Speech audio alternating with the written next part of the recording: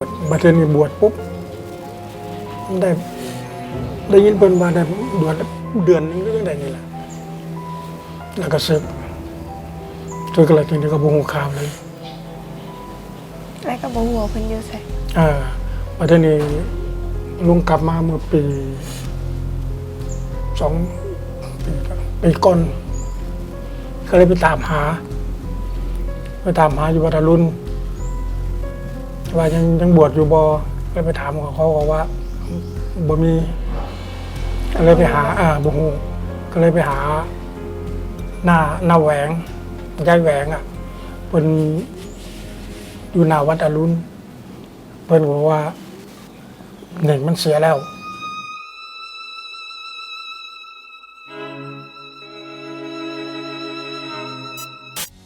ปาฏิหาริย์แห่งรักที่พลันรากนั้นอนุภาพบันดาลฝากกดฟ้า